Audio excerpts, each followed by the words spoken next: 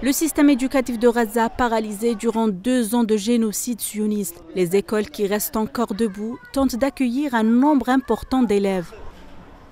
Ici, à l'école archéologique d'Al-Kamilia, les étudiantes sont ravies de reprendre les cours, même si les conditions restent difficiles. L'école est située en plein centre-ville et désert 4 quartiers, At-Toufah, Al-Zaytouna, Shoujaïa et Ad-Daraj. Ces quartiers densément peuplés comptent un grand nombre d'habitants, ce qui explique le nombre très élevé d'élèves souhaitant s'y inscrire. Cependant, la capacité de l'école est limitée. Nous ne pouvons pas satisfaire toutes les demandes des parents, faute de place. Avec des bâtiments complètement détruits, les cours se déroulent sous des tentes fournies par les Nations Unies à quelques mètres des ruines de leurs anciennes écoles. Pour beaucoup, le génocide sioniste a déjà effacé 2 années d'apprentissage.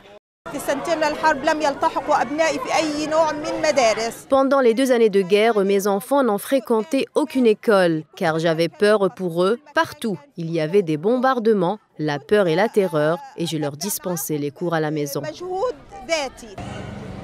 Selon l'UNICEF, plus de 630 000 enfants palestiniens n'ont pas été scolarisés durant le génocide. L'accord de cessez-le-feu, maintes fois violé par l'occupant sioniste, a pourtant relancé des tentatives de réouverture d'écoles improvisées. Mais l'ampleur des destructions laisse des générations entières sans salle de classe.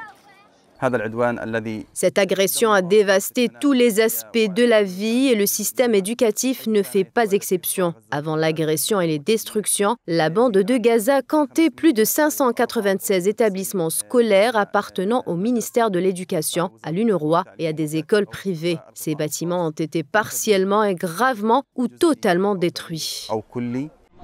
Dans de nombreuses écoles, chaque salle est devenue un lieu de survie. Des familles entières y vivent, faute d'alternatives. Posez-leur n'importe quelle question. Ils ont tout oublié. La vie s'est résumée à la peur, aux corvées, au bombardement et à la destruction. Nous avons trouvé refuge dans cette école car il n'y a nulle part ailleurs où aller. Trouvez-moi un endroit où m'installer et je quitterai l'école. Mais tant que je n'ai pas d'endroit où m'abriter, je resterai ici. Entre les ruines et les tentes, une génération entière tente de retrouver son enfance et son avenir. Dans Gaza dévastée, la reconstruction du système éducatif reste un défi colossal et urgent.